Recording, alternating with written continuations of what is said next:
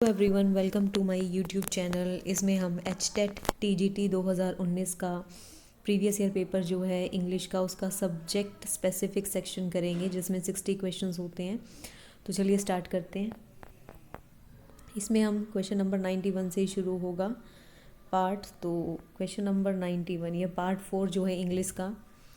तो इसमें देखो, इंग्लिश के जो 60 क्वेश्चन है उसमें फर्स्ट क्वेश्चन रहेगा हमारा question number 91। In poetry and prose the repetition of consonants is called. तो रिपीटेशन ऑफ कॉन्सोनेंट्स, इसे हम एलिट्रेशन कहते हैं। क्या बोलते हैं? एलिट्रेशन। तो option number 3 is right answer. अगर वोवल्स की बात की जाए, वोवल्स के रिपीटेशन को हम क्या बोलेंगे? एसोनेंस। क्वेश्चन नंबर 92 में पूछा गया है, बताइए कौन सा नेसल कॉन्सोनेंट नहीं है, मतलब नाक से जिसका साउंड प्रोड्यूस नहीं होता है। तो वो के है, के का नहीं होता। Option number 4 is right answer. Question number 93 में पूछा गया है, ये पहले भी आ चुका है क्वेश्चन। अगर ऐसी कहानी, ऐसी स्टोरी जिसमें एनिमल्स को एज अ कैरेक्टर यूज़ किया जाता है उसे फेबल कहते हैं। FABLE, fable. Choose the word with the correct accent. With the correct accent, accent होता है जिस तरीके से हम किसी वर्ड को बोलते हैं, प्रोनाउंस करते हैं। तो स्ट्रेस, जहाँ पे अपोस्ट्रॉफी लगी है उससे हमें स्ट्रेस यहाँ पे दिखाया गया है कि स्ट्रेस कहाँ पे लगेगा। एबिलिटी है, एबिलिटी, एबिलिटी में स्ट्रेस कहाँ पे आता है? आप देखते होगे एबिलिटी, ए की ही साउंड पे आता है। तो फर्स्ट इसका आंसर हो जाएगा ऑप्शन नंबर 1। क्वेश्चन नंबर 95 में पूछा गया है कि जो कैमल है वो अपने हम्प में क्या स्टोर करता है? अपने हम्प में फैट को स्टोर करता है कैमल। तो फैट इसका राइट आंसर हो जाएगा। क्वेश्चन नंबर 96 में मैच करना है हमें, तो मैच कर लेते हैं। ब्रेक इन, ब्रेक इन का मतलब क्या होता है? ब्रेक इन का मतलब होता है, अगर इसमें मतलब नहीं है एक्चुअली, इसमें ये जो सेंटेंसेस दे रखे हैं आपको देखना है कि इसमें कौन सा फिट होगा। ही डैश द बॉक्स, तो उसने क्या किया? बॉक्स को हैंड ओवर किया होगा। ही हैंडेड ओवर द बॉक्स, उसने बॉक्स को हैंड ओवर करना मतलब देना एक तरीके से। तो फोर्थ का ए हो जाएगा, और फोर्थ का ए हम देख सकते हैं फर्स्ट ऑप्शन में ही है सिर्फ। तो ऑप्शन नंबर 1 इसका राइट आंसर है। बाकी भी हम मैच करके देख सकते हैं, जैसे कि फर्स्ट का सी है इसमें। तो फर्स्ट का C, if the door is locked I will try to break in, बिल्कुल अगर लॉक होगा तो मैं उसे तोड़ दूंगा। I will help you dash the dishes, I will help you dash the dishes. तो क्लियर अवे, साफ़ करने में मदद करूँगा। सारी ऑप्शन करेक्ट हैं इसके अकॉर्डिंग, तो इसका मतलब आंसर ऑप्शन नंबर 1 रहेगा।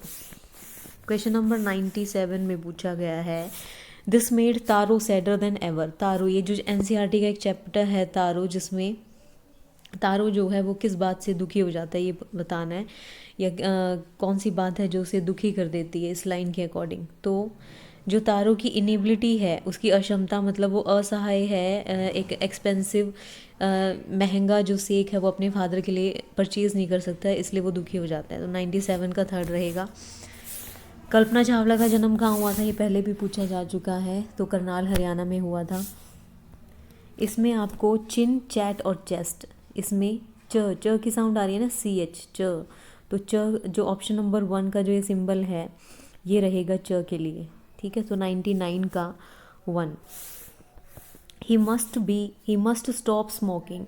इस सेंटेंस में आपको पैसिव में कन्वर्ट करना है बेसिकली। तो ही मस्ट स्टॉप स्मोकिंग, तो smoking must be stopped. Passive में हमेशा वर्ब की थर्ड फॉर्म का यूज़ होता है, ये तो पता ही होगा। तो मस्ट बी स्टॉप्ड आ जाएगा, must be stopped by him. तो 100 क्वेश्चन नंबर का ऑप्शन नंबर 1 राइट आंसर रहेगा। इस पैसेज में 3 क्वेश्चन पूछे हुए हैं इस पैसेज से, तो आप पहले पैसेज रीड कर सकते हो वीडियो पॉज करके। उसके बाद आगे जो है आप इसके क्वेश्चंस लगा सकते हो। इसमें से 3 जो क्वेश्चन पूछे हुए हैं, तो फर्स्ट और सेकंड का आंसर तो आपको पैसेज में से ही मिलेगा, लेकिन थर्ड है तो पैसेज में से। लेकिन अनकरेज का मतलब आपको पता ही है, एनकरेज क्या होता है? मोटिवेट करना या मेंटली सपोर्ट करना, एक ही बात है। तो ऑप्शन नंबर 1 राइट आंसर रहेगा 103 का। जो 101 और 101 का आंसर है option number 2 set of punishment, और 102 का आंसर है सेकेंड 19th सेंचुरी। आप पैसेज रीड करके आइडेंटिफाई कर सकते हो। Choose the correct passive of the sentence. Question number 104 में आपको पैसिव सेंटेंस बताना है कौन सा करेक्ट है। He looked after the children well. He looked after the children well, वह बच्चों की अच्छे से देखभाल करता है। तो he looked after. The children, पहले चिल्ड्रन आ जाएगा, द चिल्ड्रन। अब चिल्ड्रन सिंगुलर तो है नहीं, प्लूरल है, तो were, the children were well looked after. The children were well looked after, ये रहेगा इसका पैसिव, राइट। 104 का सेकेंड ऑप्शन। 105 में पूछा गया है, बताइए IES लगाकर इनमें से कौन सा प्लूरल फॉर्म नहीं बनेगा। डजंट टेक IES लगाकर नहीं, मतलब उसमें IES नहीं लगेगा अगर हमें प्लूरल बनाना। तो फैमिलीज़, अगर हमें फैमिली का फैमिलीज़ लिखना है तो हम IES का यूज़ करेंगे। वैली का अगर वैलीज़ लिखना है तो हम सिंपली S का यूज़ करेंगे, वैली लिख के S का यूज़ करेंगे, ना कि IES का। तो ऑप्शन नंबर सेकंड ही रहेगा इसका राइट आंसर। रिस्पॉन्सिबिलिटीज़ में भी IES लगता है और ब्यूटीज़ में भी IES का यूज़ होता है। 106 में स्कूल को आपने फोनेटिक ट्रांसक्रिप्शन करनी है, तो जो स्कूल है इसमें डबल ओ है ना, ये तो जो डबल ओ है इसमें यू आता है, यू, तो फर्स्ट ऑप्शन इसका करेक्ट रहेगा, ठीक है। उसके बाद नेक्स्ट में आपको बताना है dash the book I returned to the library. अब मैंने पढ़ने के बाद बुक लाइब्रेरी में रिटर्न कर दी, तो रीडिंग द बुक तो हो नहीं सकता, having reading, having read the book, having read the book, ठीक है। I return it to the library, ये इसका करेक्ट रहेगा। तो having read the book I return it to the library, मैंने उसे वापस कर दिया। 107 का option number second. Children love making mud castles. अब बच्चों को सबसे अच्छा तरीका जिरंड पहचानने का क्या होता है, इसमें जब आपको जो भी सेंटेंस है ना उसको आप हिंदी में ट्रांसलेट कर लो और उसमें अगर ना, ने और नी की साउंड आती है तो इसका मतलब वो जिरंड है। जैसे children love making mud Castle's, बच्चों को मड कैसल्स बनाना पसंद है, तो मेकिंग का यहाँ पे क्या आ रहा है, बनाना, तो मतलब ना की साउंड आ रही है, इसका मतलब ये यहाँ पे एज अ जिरंड यूज़ हुआ है मेकिंग, ठीक है। पार्टिसिपल क्या होता है, पार्टिसिपल होता है कोई भी शब्द अगर वर्ब और एडजेक्टिव की तरह यूज़ किया जाएगा तो उसे पार्टिसिपल कहते हैं, ठीक है। तो पार्टिसिपल और जिरंड में ING का यूज़ होता है ज़्यादातर, तो इसमें हमें ये पता लग गया कि ये जिरंड है, क्योंकि जब आपने उसको ट्रांसलेट किया तो बनाना में न की साउंड आ रही है। इसके बाद नेक्स्ट है 109, इसमें से बताना है कौन सा जिरंड फ्रेज़ है, कौन सा सेंटेंस जिरंड फ्रेज़ है, उसमें जिरंड फ्रेज़ है उस सेंटेंस में। तो she enjoys playing tennis, she enjoys playing tennis, उसे टेनिस खेलना पसंद है, ये जो मैंने अभी बताया आपको, खेलना पसंद है। अब बाकियों को भी देख लेते हैं। The children come running to meet us, बच्चे, the children come running to meet us, बच्चे हमसे भागते हुए मिलने आए, तो भागते हुए आए ना, इसमें ना की तो साउंड आई नहीं। We soon got talking, we soon got talking, हम जल्द ही बात करने लगे, तो बात करने लगे, इसमें भी ना की साउंड नहीं आई है। And she said smiling at me, वो बैठते हुए मेरी तरफ स्माइल, वो बैठे बैठे मेरी तरफ स्माइल कर रही थी, तो इसमें भी कुछ ना की साउंड नहीं आई। तो इसमें शी इंजॉयज़ प्लेइंग टेनिस, मतलब वो टेनिस खेलना उसे पसंद है, तो खेलना में ना की साउंड आ रही है, इसलिए इसमें जिरंड फ्रेज़ है। तो फर्स्ट इसका रहेगा, हम जिरंड के उसमें ही जिरंड फ्रेज़ को आइडेंटिफाई कर सकते हैं, मतलब तो फर्स्ट का रहेगा शी इंजॉयज़ प्लेइंग टेनिस। 109 का 110 क्वेश्चन नंबर 110 में करेक्ट स्पेलिंग बतानी है, तो जो करेक्ट स्पेलिंग इसकी रहेगी आइकनोक्लास्टिक की, वो रहेगी ICONOCLASTIC। तो फोर्थ, इसका मतलब क्या होता है, इसका मतलब होता है जो परंपरा विरोधी होता है उसको हम बोलते हैं iconoclastic. Could I have dash cup of coffee, तो अदर कप ऑफ कॉफ़ी तो होता ही नहीं, अनदर कप ऑफ, मतलब क्या मुझे एक दूसरा कप ऑफ कॉफ़ी मिल सकता है, यही पूछेंगे ना, तो अनदर आ जाएगा इसमें। Insert the appropriate modal of the in the blank. Prohibition, अब प्रोहिबिशन होता है रोक लगाना, और रोक लगाने के लिए हम हमेशा मस्ट का यूज़ करते हैं, तो you must not ask for more money now. 113 में पूछा गया ब्रीफ हिस्ट्री ऑफ टाइम के राइटर बताने। अब ब्रीफ हिस्ट्री ऑफ टाइम ये स्टीफन हॉकिंग जो है इसके राइटर रहेंगे, स्टीफन हॉकिंग। क्वेश्चन नंबर 114 में पूछा गया I was very tired this morning I couldn't dash. I was very tired this morning, मैं इस सुबह बहुत ज़्यादा थक गई थी, तो आई कुडेंट गेट अप ही होगा, इसलिए मैं उठ नहीं पाई, तो I couldn't get up. A person who loves books, a person who loves book is called वो पर्सन जो बुक्स से प्यार करता है उसे क्या कहते हैं, तो उसे हम बुक से रिलेटेड, जैसे इसमें बाइब्लोफाइल है जो इसका आंसर रहेगा, क्योंकि बाइब्लो का मतलब क्या होता है बुक, और फाइल का मतलब लवर, तो बुक लवर को हम बोलते हैं बाइब्लोफाइल। और इसके जो बाकी ऑप्शंस हैं जैसे कि फिला जो आपका फर्स्ट ऑप्शन रहेगा, ये न्यूमिस्मेटिक कौन होता है? न्यूमिस्मेटिक होता है जो कॉइन्स को कलेक्ट करता है, और जो स्टडी ऑब्जेक्ट्स को कलेक्ट करता है उसे एंटीक्वेरन कहा जाता है। उसे क्या कहा जाता है? एंटीक्वेरन। और जो स्टैम्प्स को कलेक्ट करता है उसे फिलाटेलिस्ट कहा जाता है। तो इसका मतलब ये जो बाकी ऑप्शन हो सकता है ये नेक्स्ट एग्ज़ाम में पूछ लिया जाए। तो न्यूमिस्मेटिक जो कॉइन्स को कलेक्ट करेगा, एंटीक्वेरन जो स्टडी ऑब्जेक्ट्स को कलेक्ट करेगा, और फिलेटिस्ट जो होता है ये स्टैम्प्स को कलेक्ट करता है। The poem the last bargain, the last bargain जो पोएम है ये किसके द्वारा लिखी गई थी? तो लास्ट बार्गिन जो पोएम है ये लिखी गई थी रविंद्रनाथ टैगोर के द्वारा। Option number 3 is right answer. The road not taken, ये रॉबर्ट फ्रॉस्ट की है, बहुत ईजी है, ये पहले भी पूछी जा चुकी है poem. Put the verb in the bracket in the correct tense. I lose my pen before, please help me find. मैंने अपना पेन खो दिया है, प्लीज़ मेरी मदद करें उसे फाइंड करने में। तो I have lost my pen आएगा। I have lost my pen क्योंकि वो खो चुका है उस पेन को, इसलिए। एवरीथिंग सडनली लुक्ड ब्लैक, ये लाइन किसने बोली थी या किसके द्वारा बोली गई थी? ये जो एवलिन का चैप्टर है, जो एवलिन है उसमें वो कहती है कि सडनली सब कुछ अंधेरा सा छा गया, क्योंकि वो आईसाइट उसकी चली जाती है, इस वजह से वो ऐसा बोलती है everything suddenly looked black. Choose the correct spelling, इसमें स्पेलिंग्स चूज़ करनी है। तो डिसर्टेशन होता है, डिसर्टेशन, DIS, डिस हो जाएगा, तो सेकंड तो गलत हो गया। Dissertation, SERTATION। तो डिसर्टेशन का मतलब होता है एक लंबा सा ऐसे बोल सकते हैं हम, निबंध, डिसर्टेशन।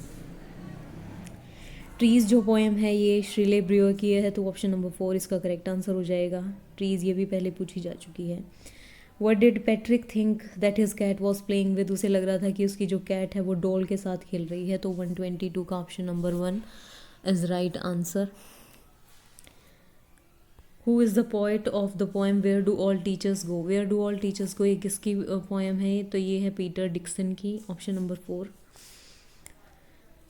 सेट, इसमें मैच करना है किसका मतलब क्या रहेगा। तो सेट असाइड होता है कुछ सेव करना किसी पर्पस के लिए, तो सेव और keep for a particular purpose.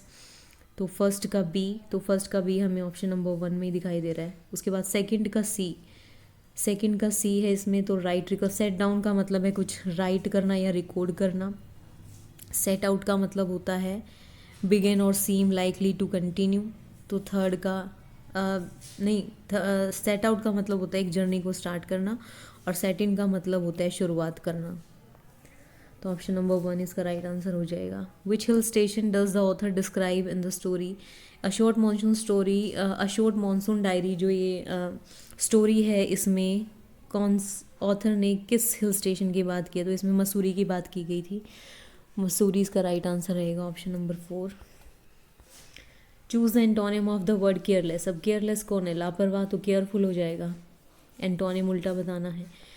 इसमें एक्टिव वॉइस दिया गया है, उसको आपको choose the correct active voice of the sentence. इसका पैसिव का एक्टिव बताना है, मतलब पैसिव दिया गया है हैज़ बीन पिक्ड, तो हैज़ बीन के साथ वर्ब की थर्ड फॉर्म का यूज़ हुआ है। My pocket has been picked, अब किसी के द्वारा तो की गई होगी वो, बाय समवन, जैसे हम पैसिव में पढ़ते हैं। इसका मतलब एक्टिव में क्या हो जाएगा? Someone has picked up, someone has picked my pocket. तो ऑप्शन नंबर 1 इसका राइट आंसर हो जाएगा, क्योंकि यहाँ पे समवन जो सब्जेक्ट है यहाँ पे उसके अकॉर्डिंग हमें देखना है, तो हैज़ का ही यूज़ होगा। Someone has picked my pocket. He set up straight to eat a nut, he liked to tease up and play. ये जो पोएम है, पोएम की कुछ 2 लाइन्स ली गई हैं, इसमें बताना है कि ही का मतलब यहाँ पे क्या है। ही का मतलब यहाँ पे एक स्क्वेरल से है, जो पोएम है जिससे ये 2 लाइन्स ली गई हैं, इसमें स्क्वेरल के लिए ही का यूज़ किया गया है। चूज़ की सेकंड फॉर्म क्या होती है? पास्ट फॉर्म पूछे मतलब सेकंड फॉर्म क्या होती है? Past form. तो chose, chosen, CHOSE, second. Identify the figure of speech बतानी है इसमें। Then soars like a ship with only a sail, then soars like a ship with only a sail. तो जो ये सिमिली की रहेगी, क्योंकि इसमें जब कंपैरिजन होता है लाइक या एज का यूज़ करके तब हम इसका यूज़ करते हैं। तो सोर लाइक अ शिप, इसमें ये सिमिली हो जाएगी। Identify the underline clause and the given sentence. He says that he won't go, he says that he won't go, वह कहता है कि वह नहीं जाएगा। तो ये किसका जो है क्लोज रहेगा? दैट ही वॉन्ट गो, वह नहीं जाएगा, वह कहता है कि वह नहीं जाएगा। तो ये हमारा आई थिंक ये नाउन क्लोज हो जाएगा, क्योंकि इसमें एक नाउन की तरह इसने बिहेव किया है। He says that he want. We can dash eat now dash after the show, it's up to you. तुम या तो अभी खा सकते हो या बाद में खा सकते हो, ये तुम्हारे ऊपर है। तो अभी खा सकते हो या बाद में, तो ईदर और का यूज़ हो जाएगा। अगर क्योंकि इट्स अप टू यू, तुम अभी खाओ या बाद में खाओ, तो ईदर और का यूज़ हो जाएगा। सेकंड इसका ऑप्शन करेक्ट रहेगा। There is dash hope of his recovery, there is dash hope of his recovery, थोड़ी मतलब आशा बची है उसकी रिकवरी की, तो थोड़ी सी अ लिटल होप। होप के लिए हम क्या यूज़ कर रहे हैं यहाँ पे? लिटिल होप ही बोला जाता है वैसे। The emotion that gripped mister Ahluwalia while standing on the summit of Everest, जो एवरेस्ट पे जाने के बाद मिस्टर आलूवालिया के मन में जो इमोशंस थे उन्होंने उनको बांध लिया था। वो कौन सा इमोशन था जो उन्होंने फील किया था उस टाइम पे? तो वो ह्यूमिलिटी और एक सेंस ऑफ स्मॉलनेस का इमोशन था जो वो उस टाइम पे फील कर रहे थे। When I reflect on the pleasant memories of my childhood, I am overcome by a wave of dash.